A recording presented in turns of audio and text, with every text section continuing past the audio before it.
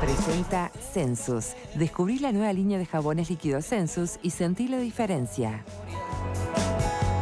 Bien, nos habíamos quedado con la introducción de un concepto que planteaba Graciano, el del manejo de la frustración, ¿no? Claro, porque cuando se pasa revista digamos, a las posibles desencadenantes de situaciones de violencia o de respuesta realmente fuera de control, generalmente uno encuentra que el desencadenante es un mal manejo de la frustración personal.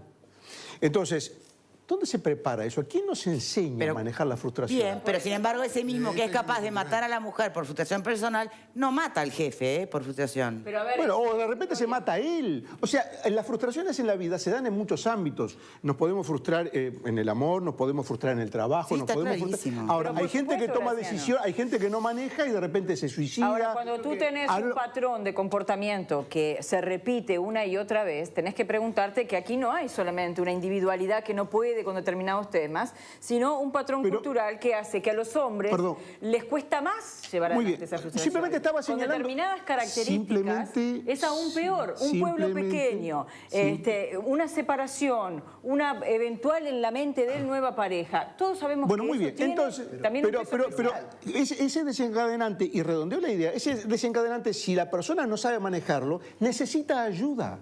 Necesita ayuda, porque no todos podemos hacer todo en la vida, no somos todopoderosos, no podemos superar todos los problemas y los desafíos que nos presenta la vida. Hay gente que de repente frente a un desafío muy importante, se le salta la térmica y le pasan cosas peores, no sabemos. Ahora, cuando el sistema enciende una luz de alarma, una denuncia, ¿cómo responde el sistema? Vamos a empezar de vuelta con el asunto de que hay que los colores de los juguetes, que ir a la juguetería y revisar las letras de tango. No. O sea, está todo muy bien. Perdón, ¿me dejás terminar el concepto? Está todo muy bien revisar los colores, si el nene juega con la pelota o con la muñeca. Que cada uno piense lo que quiera y yo respeto a todo el mundo. Ahora, frente al hecho concreto, frente a la demostración de que alguien puede perder el control, ¿cómo responde el sistema? Hay una denuncia. ¿Quién evalúa la potencialidad o el peligro de esa persona? El sistema está fallando totalmente. A ver, tomando en cuenta, si me permiten, varias de las cosas vertidas aquí y esta última también que plantea Graciano, te pregunto, Teresa, por todo lo que estás entregada a esta temática. Lo que algunas voces señalan a veces, y es justamente estos nichos donde se puede instalar la falsa oposición, ¿no? o transferir esto a una suerte de reedición de la guerra de sexos, ¿no? Trascendamos eso. Ahora, cuando se enciende una alerta, ¿no? ¿Será que el sistema no debería incluir también? Porque, a ver, sacar a la mujer como parte del problema en esto de la evolución y la transformación de una cultura de machista a no machista, hay quienes entienden que la mujer es solamente víctima y hay otras miradas un poco más amplias que también la entienden como parte del problema. Es decir, que requiere también de la mujer poder luchar contra todo esto, ¿no? Entonces, pregunto, ¿sería demasiado pensar si el sistema debiera también contemplar la posibilidad de que, bueno, en cuanto hay una denuncia, así como la investigación se mantiene de oficio y se continúa, por más que vaya y la quieran retirar y lo que fuere, y se pone la lupa sobre el agresor, no puede haber una instancia también de contención con la mujer más? Porque parte del problema, ¿cuál es? Muchas, estando en el círculo ya tóxico de la violencia instalada en una pareja, no te reconoces víctima, perdonas, vas, venís. Bueno, esa mujer necesita la soga ya para que se visualice en la realidad que está. Eso no se está dando, se da después de que pasa todo. Bueno, a ver, no necesariamente. Ahí me parece que estamos desconociendo los mecanismos existentes. Yo no voy a decir que los mecanismos existentes son maravillosos, son suficientes y son sensacionales, pero, digo, existen servicios de atención para mujeres en términos de violencia que son gestionados por las ONGs, digo, en convenio con el Estado. Sí, cuando ya se fueron de la casa, Teresa. No nos confundamos. A ver. No nos confundamos. Las comunas mujer, los servicios del INMujeres, en otros, no solo en Montevideo, también en otras intendencias, hay también servicios de las intendencias y todo lo demás. Cualquier mujer, el teléfono, el asterisco 4141... Tú partís de la base de que ya hay una voluntad clara de la mujer de quererse salir. No, y el tema es que a veces no está tan clara la voluntad. Por eso, pero no necesariamente cuando una mujer asiste a cualquiera de estos servicios, se le dice, señora, vaya y haga la denuncia inmediatamente, salvo que la evaluación de riesgo del equipo técnico se vea que realmente está en su vida en peligro, pero hay mujeres que van, trabajan, hacen su proceso, se separan, terminan con esa relación. Es decir, no es que nosotros, porque ustedes, sobre todo, obviamente, no están en este tema, se enteran del final de la película. El final de la película es el femicidio, pero hay 40.000 denuncias por año. Entonces, en esas 40.000 denuncias, la casuística es muy grande. Hay distintos tipos de situaciones y distintos tipos de cosas y distintos tipos de respuestas que se dan a distintos niveles. ¿Que eso está funcionando bárbaro? No. Pero por algo no tenemos 40.000 muertas, ¿no? Tengamos claro. Entonces, es decir, hay cosas que funcionan y cosas que no funcionan. Bueno, no tenemos 40.000 muertas porque hay cierta respuesta, por más perfectible que sea, o porque no hay 40.000 femicidas.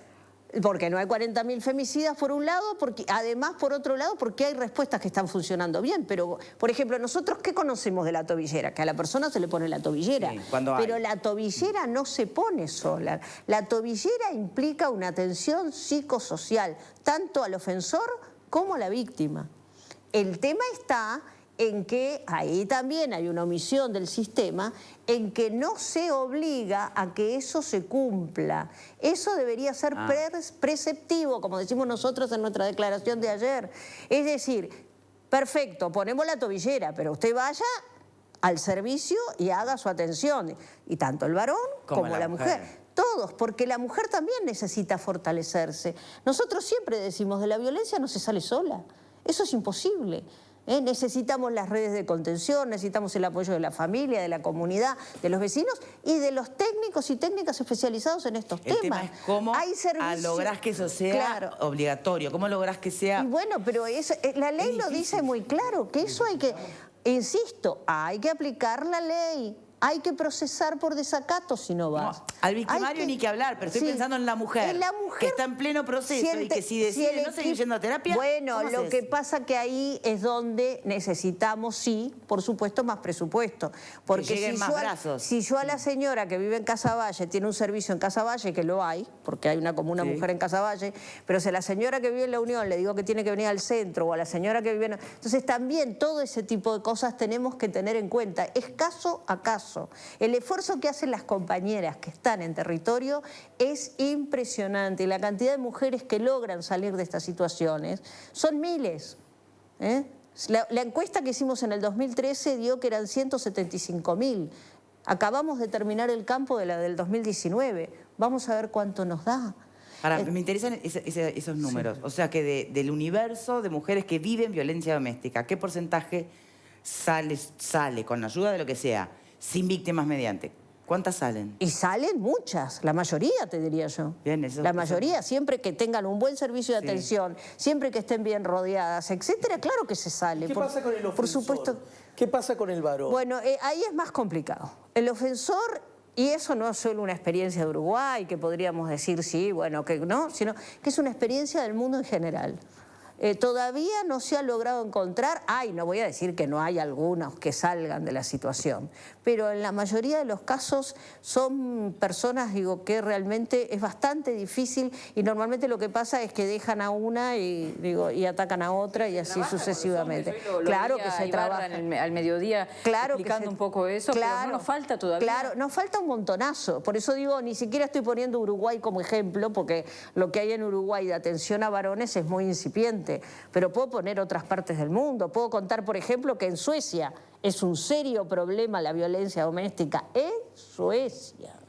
Bien. En Suecia. Entonces, digo, no es tan sencillo, porque a veces se mira de afuera y se dice, a ver la receta mágica. Ojalá la tuviéramos, porque esto es algo que viene ocurriendo hace siglos. Si me permiten, una respuesta para una pregunta que dice que no sé si tal vez no la podamos contestar, tal vez no lo tengamos claro. ¿Cuánto hay? Porque, insisto, implica abordajes distintos y herramientas e instrumentos distintos. ¿Cuánto hay de cultural en esto y cuánto hay de naturaleza y esencia humana, ¿no? Para poder pensar hasta dónde y cómo transformar esta realidad que no gusta? En nuestra opinión hay muchísimo de cultural. Sí, sin duda, pero es todo cultural. Y te voy a decir una cosa, podremos en todo caso decir que no es cultural el día que este tema y este problema lo estudiemos en la escuela, en el liceo, en las universidades, porque acá hablamos todos del tema, pero estudiarlo en serio, sensibilizar y capacitarse, los primeros que tendrían que hacerlo son los médicos, los abogados, los médicos. ¿Verdad? Entonces, la gente de la salud en general, las respuestas de la salud son muy pobres al respecto y tendrían mucho para hacer. Entonces, en realidad... La antropología, si estamos estudiando el comportamiento humano, bueno, a ver, ¿qué del comportamiento humano? ¿De cuna, de ADN? Bueno, remite a esta violencia machista. Exacto. Bueno, ¿cuánto hay de eso? Pero todo eso, podemos opinar todo lo que querramos, pero hay que estudiar, hay que trabajar, hay que poner, y para eso es necesario que haya una política pública que realmente atienda a esto, porque a mí me parece, y en estos dos niveles, una cosa es que cuando una mujer hace la denuncia hay que protegerla y el mecanismo tiene que funcionar. Eso es un nivel del asunto. Sí. El otro nivel del asunto, y tiene que funcionar la ley, y tiene que pasar todo lo que tiene que pasar, y tiene que haber presupuesto para eso. El otro nivel, que es más a mediano y largo plazo, es el nivel del cambio cultural que tenemos que hacer todos y todas. Porque esta situación, que a mí me perdonen, yo no creo que tampoco los haga felices a los varones, Yo creo que ya alguna vez lo he dicho acá, los varones se mueren antes que nosotras, 7 años antes promedio, entre otras cosas porque los obligan desde chiquititos a que yo no lloro, a mí no me pasa nada, porque son más violentos y se matan entre ustedes cuando son jóvenes, y eso lo dicen las estadísticas, no lo digo yo, ni lo... Entonces, me parece que tenemos mucha cosa que revisar acerca de cómo nos estamos vinculando. Bien, también sí. Hay un factor, y vamos cerrando, por favor. Desde el punto de vista criminalístico, que en los tiempos actuales hay una regresión al primitivismo. Hoy tenemos... ¿Regresión no siempre fue así? Y ahora, porque hay tecnología, nos enteramos más. Porque las mujeres denuncian, nos enteramos más. Estoy hablando de todos los homicidios. Sí, cuanto más violencia, más regresión al primitivismo. Cada vez estamos siendo más primitivos. Aparte de eso, también existe un tema cultural relacionado con este tema. ¿Te acordás la época medieval? Sí, pero... ¿Te parece que estamos más primitivos que en la época medieval? No, estoy hablando del punto de vista criminalístico. Hoy existe más violencia, más muertes de todo tipo, no solo las de género, sino también más homicidios. Hoy las estadísticas hablan de que tenemos mayores homicidios. ¿Cómo poder atacar o prevenir esas situaciones? Prevenir todos los homicidios.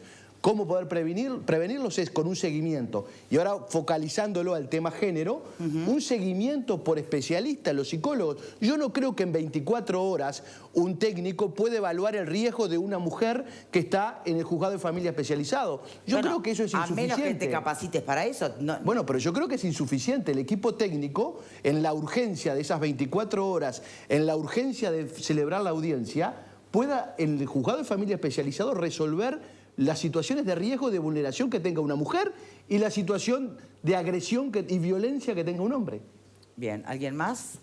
No, yo simplemente quería, para una acotación, el caso de Suecia que mencionaba Teresa, en realidad en Suecia es un fenómeno reciente, el de la violencia machista. ¿Y saben por qué es un fenómeno reciente en la violencia machista en Suecia?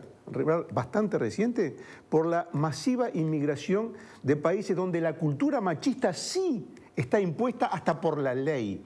De países donde las mujeres tienen que caminar 3 pasos atrás del hombre por ley, donde las mujeres tienen que taparse la cabeza, donde las mujeres sí son propiedad. Esa inmigración es la que está provocando, no solamente en Suecia, sino en otros países, la violencia machista que hasta antes no se conocía. Hay un factor cultural que evidentemente por supuesto que lo hay. Un factor cultural que generalmente se omite. Un factor cultural que generalmente la gente lo olvida. Donde hay una cultura machista impuesta por la ley, donde las mujeres tienen que taparse la cara, donde tienen que ir atrás de un paso del hombre, donde son castigadas por el adulterio, por la ley. Eso no pasa en nuestros países y no pasa en Occidente. Mirá que en nuestros países también pasa, hay que decir todas las cosas, no solamente la mitad. No solamente el machismo está en determinadas culturas, hay que mirar primero adentro para ver cómo estamos y después ver. Hay países donde por ley sucede eso, donde se castigan a las mujeres, se las mata a pedradas por adulterio impuesto por la ley. Me gustaría que esa vehemencia, me gustaría que la vehemencia de mucha gente en este tema también se manifieste en ese sentido.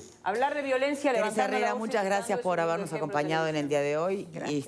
Bueno, vuelvo al principio, ¿no? No sé cómo abordar, cómo plantear, cómo variar a la hora de traer al programa estos temas. Supongo que quizás no haya que variar, quizás haya que insistir. O se trate de insistir. Hay que insistir y también entender que esto viene ocurriendo hace siglos, que es tan viejo como la historia del mundo, que recién ahora estamos empezando a cuestionarnos si esto debe ser así o no debe ser así.